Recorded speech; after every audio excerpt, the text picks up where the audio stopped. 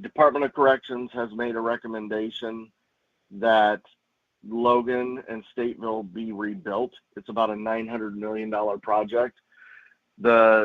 Where we get concerned is they're very certain they're building the Stateville facility back on its current footprint, but they're not so sure about Logan. And all of the information points towards demolition of Logan Correctional Center here in Logan County, and then relocating that with the new facility at Stateville as well. And so that's our big concern, is that that's a vital part of our community. It's a large employer. Not only that from the economic development standpoint, but there's a lot of statistical data that proves that facility should stay here based on the location of those incarcerated, the family members, just things of that nature. So very high level, that's kind of where we're at. Interesting stuff. So you mentioned to me before we got started, Mr. Mayor, this is really consuming a lot of your time lately. What specifically, if you don't mind sharing with us, like what are your efforts like? What is your, when you're not, I know you've got a professional life away from being the mayor, but when you're not working, what is consuming your time and your efforts on this? How about that? Yeah. So we've done a number of activities. I'll go back to the beginning. At first, a report came out, and I believe it was dropped in somewhere around mid-March. I want to say like around the 13th, but that was the initial report about the facility. Well, at that point, we're like, we got to get engaged. We got to get to the table with these people and plead our case to them. And so we were able to get a meeting with the governor's office and get a meeting with Department of Corrections. So, Senator Turner, Representative Howder, Emily Davenport, who's the county board chairman, myself, and Andrea Runge, who's the CEO of LEAD, which is Lincoln Economic Advancement and Development. So that's our economic development contact down here, and she does a phenomenal job. But we got a seat at the table, and we went to Springfield, and we pled our case to them. I think we gave them some really good information to digest and think about as to why we believe the facility should stay here. That then followed by what's called a COGFA hearing, and I don't have that with me, but I think it's the Committee on Government Forecasting and Accountability, if I'm not mistaken. Mm-hmm. And the way the process works is DOC puts a recommendation together, and then by statute, this COGFA committee, they have a hearing, and they took the recommendation and then asked some questions, and then the union got to speak. And then the next step is there has to be a public hearing within 25 miles of each facility. So we will have a hearing down here in Logan County at some point, hopefully here in the near future. But that COGFA hearing was very interesting.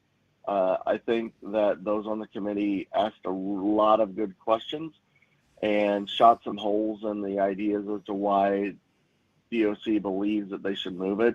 I think the union did a great job of shooting holes in that proposal as well. So, we walked away from that and feeling pretty positive, and then we had that town hall meeting this week. So we've been doing an awful lot of prep work and attending meetings and things like that. Yeah. Well, and Mr. Mayor, when it comes to just this whole process, I mean, it is a process. From what I heard from you, and then Senator Sally Turner, she's been on the show a couple of times to talk about this as well. This is a lengthy process you have to go to. Speak to that if you would. Yeah. So the process, some of what I just explained to you is part of the process. One of the things that also got pointed out during this COGFA hearing was the fact that DOC has made a recommendation at quite honestly, a terrible time for those in the General Assembly, because they're getting ready to go into the busiest time of the year for them. Well, they have a deadline of May 28th through the 31st, and for these public hearings. Well, that's going to be near impossible. So they're going to have to propose a bill, which I think is being worked on at this time, and then it's going to have to be passed through the General Assembly to extend that deadline to the 15th. That will then afford us to have public hearings locally in our community, and Stateville will have one there. After that, then the COGFA will make a recommendation that will go to the governor's office for, well, I think it will go through the General Assembly, but then to the governor's office for consideration. You know, I hope that we're able to influence them to keep Logan here. I'm not so sure that they're listening the way we would like them to, but we're going to continue to do everything we can, because Logan is just another blow to the city of Lincoln. You know, we had LDC a couple decades ago. We've had Lincoln College. We've had Lincoln Christian University. This closure is a $61 million estimated loss of or an economic impact to our community. And so we have to do everything we can to figure out how to keep that here and convince them to do so. Lincoln Mayor Tracy Welch, our guest on the phone today. Mr. Mayor, I'm not on social media to know if this is at all, you know, any of the talk, but or if you've even heard some of this. So just merely suggesting. But I venture a guess there is some belief out there that, well, this decision's already made. You know, this is all just performative. You know, we're going through the motions, but the decision has been made, and that sort of thing. And then another notion could be, this is a political decision, and you know what? No matter what we say, we're not going to change their minds. Have you heard any of that? And if so, what's your response to some of those things? Yeah, we've heard both of those. I think that they came into that meeting, when I say they, I mean Department of Corrections. They entered that COGFA meeting with a proposal that already laid everything out in black and white. As a matter of fact, their proposal calls for Stateville to start the process of relocating those that are housed there and start the process of demo in that building as early as September of this year. So they've already got a proposal and the plan in place before it's even been passed. That's just one of many examples that leads us to believe that that is in fact the case. So I will say that regarding your question about, is this political? Yes, everything is political when it comes to this particular topic. Some of the arguments about moving that up to Stateville don't make sense to us. And I think that what's really going on here is that everybody agrees these facilities need rebuilt. There's no doubt about it. Even we agree Logan needs rebuilt. But they want to rebuild it up at Stateville because they're trying to ensure that they are moving the facilities closer to educational programs and help opportunities and stuff like that. Really a lot of transitional topics. Well, you know, we have health facilities down here in Lincoln and Logan County. We just have a brand new OSF Women's Health facility open up here in town. And, you know, we have Heartland down here. Yes, we've lost the college and some others, but as it stands right now, the professors are traveling to facilities throughout the entire state, not just Logan County, from those educational institutions that they have hired. And, you know, another good point brought up in the COGFA hearing is that we live in the 21st century coming, you know, in advance of us, where it's not uncommon for people to get virtual training and education. I know plenty of people who have degrees from online colleges. And so some of those rationale for why they're trying to do it just doesn't make sense. And so we believe that when it comes to a vote, that the Democrats that are in the General Assembly will support this recommendation from the Department of Corrections simply to satisfy the governor and his agenda. And we don't think that that's a good reason for this disruption to our community and downstate Illinois. I mean, when you think about it, Department of Corrections has two women's facilities, one in Decatur and one in Lincoln. Lincoln is the only multi-level facility for women in the entire state. And 50% of those people that are housed there are from downstate. Mm-hmm.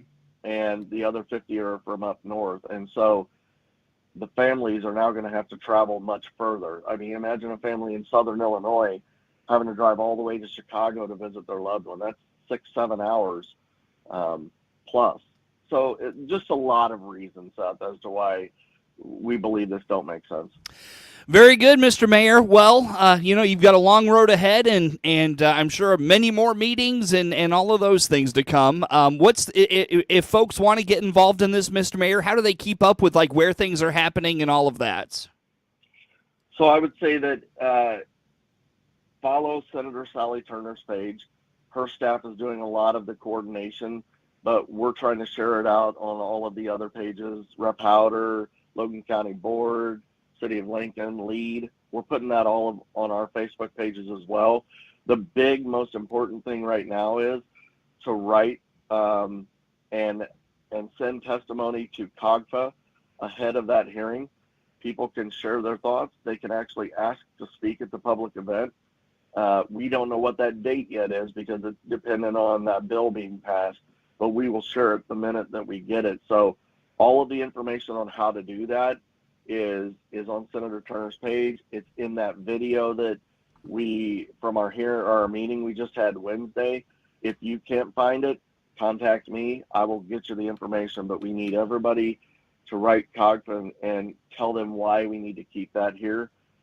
Here in Lincoln and surrounding, if you would like a yard sign, you can go to Lincoln Printers. They're $10. There's also a Facebook group called Save Logan Correctional Center, and they share all the information out there, and that's driven by former union members, and there's a lot of activity in that group as well.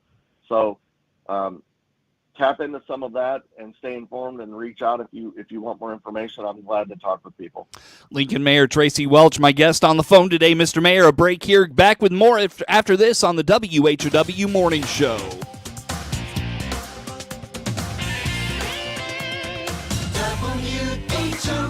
WHOW.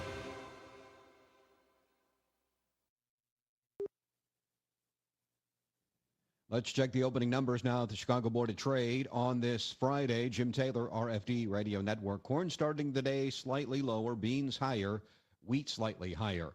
July corn opening 4.56 3/4, down 1/4. September corn down half a penny, 4.67 1/4. New crop December 4.81 1/2, down 1/4. July beans 12.28 1/2, up 12 1/4. August beans up 10 3/4, 12.27 1/2. New crop November 12.08. Up 9. July wheat starting today 6.65 3/4, up 2 1/2. September wheat up 2 3/4, 6.86 1/4. December wheat 7.09 1/2, up 2 1/2. July bean meal 370.30, that's up 2.60, and July bean oil 45.10, up 58 cents. Opening numbers at the Chicago Board of Trade on this Friday morning. Jim Taylor, RFD Radio Network. Chip Flory here, the host of AgriTalk, the nation's longest-running agriculture talk show. I'm here to remind our listeners on Central Illinois' agriculture station, WHOW, that you can hear our show weekday mornings from 10 to 11 on WHOW's many platforms. On the Big 1520 across Central Illinois, 92.3 FM in DeWitt County, and now on 106.5 FM in Logan County, and on the WHOW app. AgriTalk on WHOW. Find out how you and your family can save up to 40% on the meat, produce, and grocery items you use every day by clicking the Clinton Save-A-Lot icon at DeWittDailyNews.com. Peterson Insurance Services in Clinton is a 2014 Pekin Insurance Illinois Agency of the Year. Jay Peterson here from Peterson Insurance. Find out about Pekin's auto, home, or life insurance by clicking on our icon at DeWittDailyNews.com. Your friend in Central Illinois, WHOW. Once again, a good morning. Thanks for being with us. I'm your host today, Seth Lawrence. The WHOW Morning Show streams to Facebook and YouTube, brought to you by Peterson Insurance, your Pekin Insurance agent in Clinton. Again, my guest on the phone today is Lincoln Mayor Tracy Welch. Mr. Mayor, let's dive into, we talk about just the tough news of Logan Correctional Center and the future of it and the uncertainty there, but let's talk about some good things going on in the city of Lincoln. Of course, the Third Fridays is an annual or a monthly event in the summer months that really draws the community together. What do you have here, Mr. Mayor? Yep, tonight actually is our very first event of the season. So the theme is a slice of summer, and going to turn out to be a nice day, it actually looks like. So, this is our annual event. It's free for the community, and it's really meant to just get people out and have a little fun, because Lord knows we could all use a little bit of positivity these days.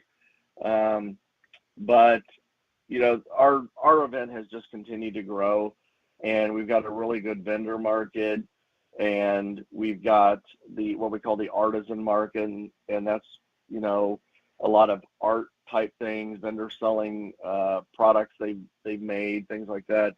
And then there's also the area for family and fun, the bouncy houses, and then there's a new opportunity, I think, going to happen with like a 3-on-3 basketball tournament. I'm not sure how that's going to work, but we've got businesses off the square that are starting to get involved too. So nice. For the spiel is, for under $20, you can bring the family down and have a really good night in downtown Lincoln, and we hope everybody shows up. No doubt. Mr. Mayor, you were telling me, despite potentially the potential to lose Logan Correction Center, the city, though, is really celebrating a lot of business success. What's been going on? We've got about a minute here. Tell us about this. Yeah, we've had a lot of new businesses and things open up in the community.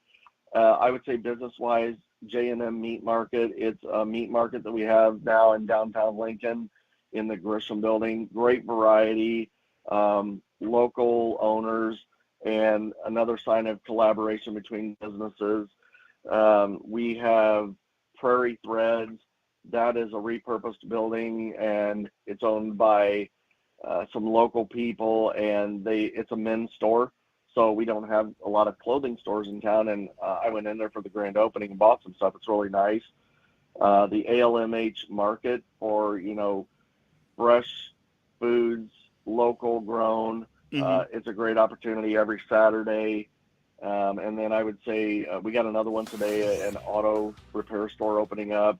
And then OSF Women's Health. That they filled a gap when some of those women's services were discontinued at Memorial, and they've got a brand new, beautiful facility. So yep, a lot of stuff happening. Good deal, Mr. Mayor. I hate to cut you off. I apologize for that. Lincoln Mayor Tracy Welch on the phone. Network News on the way. 1520 WHOW Clinton, 92.3 FM, W222 BG Clinton, 106.5 FM, W293 DJ Normal Bloomington.